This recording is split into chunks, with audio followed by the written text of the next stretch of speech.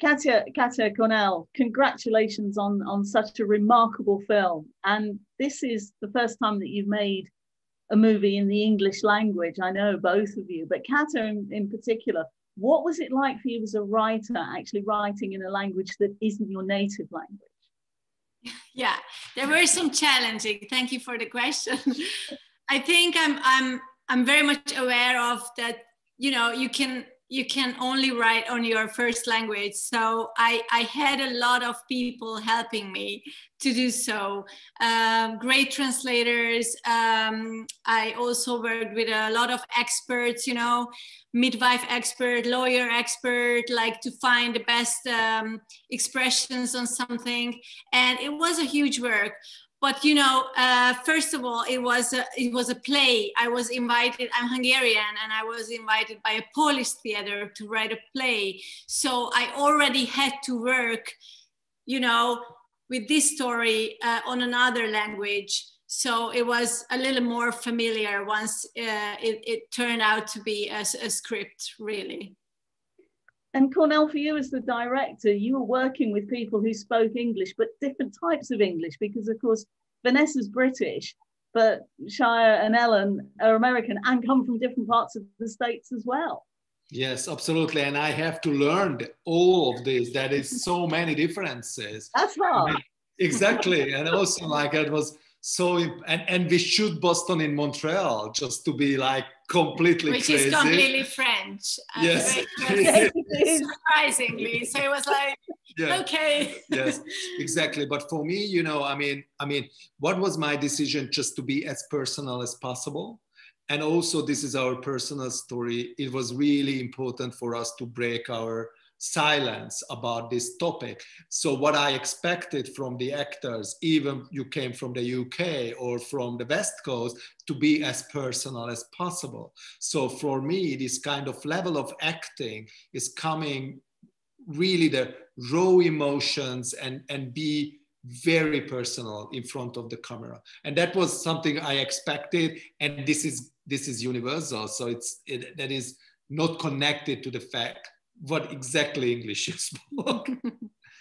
Oh yeah, and my globish, let's say that. My, you know, like. I think the raw emotion side of the film, though, is something that comes through very strongly, particularly in that initial scene where Martha gives birth. Why did you decide to do it in just one take? You know, I mean, it was really a long research how you can represent a birth on screen, which is not cheesy, not intellectual, which is really includes all of the variety of emotions. And also I was like part of 3 verses, and I was like, you know, it's such a physical, such an emotional journey. So how can I give it to the screen? So we ended up with a tool called gimbal, which is like used more for sport and more for music videos, which is not a handheld, because handheld feels very personal and distant camera feels very cold, very manipulative. So we use the spiritual fluid camera, but as a runner, you know, I mean, my idea was to expand the film time, but compress real time in it. So it's completely fake in a way. We played 22 minutes, a complete burst, which is insane. It's never happened. But in an art form, cinema, it's able to make it happen on a believable way. But again, also it was very important, the physical aspect of the acting. So I really would like to be close to Vanessa and close to her amazing performance. Really want to let the audience feel her. And for the whole movie, just give this experience. And the birth is like a monolith of experience and emotion. And that's somehow, that was like a movie in a movie kind of idea. That's why we choose that as a manifesto, if I may say. And Kata, the bridge that Sean is working on, certainly at the start of the film, it's very much a recurring image throughout the film, even though by the time it's finished, he's actually gone. I wondered what the bridge represented for you.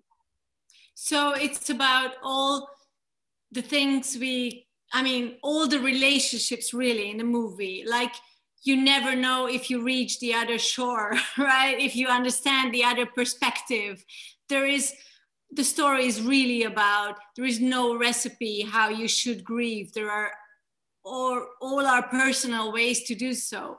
And also I wanted to say that there are connections which would never disappear. For example, the connection between Marta and her baby. It's the biggest love, she ever experienced.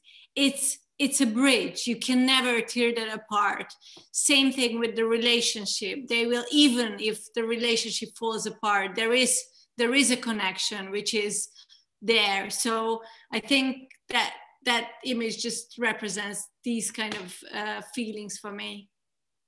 Now, I'm sure you both know about all the award speculation there is about the film. Is that on your minds at the moment? No, we never think of it. Oh, come on, I can't believe that. Yeah. No. Yeah, it's amazing. But what is really amazing, we really started this movie as a tiny, very personal movie. And we went out with the script to producers like, this is like the movies go against the circle of life. And we really collect a lots of no at the beginning. And it was like, how we can make it happen. And it was like really an important topic to break our silence and how we can break a silence above a taboo. So be in that circle today, as you said, and be visible on an amazing platform like Netflix, and just really give this movie to the world during pandemic, which is not an abstract, grief is not an abstract feeling today. That's an amazing story for us. So, and that means everything somehow. And to get a prize, of course, I would be happy. Okay. Yeah. Okay, good. I can deal with that. I'll keep my fingers crossed for you. Thank you very much indeed. Thank you.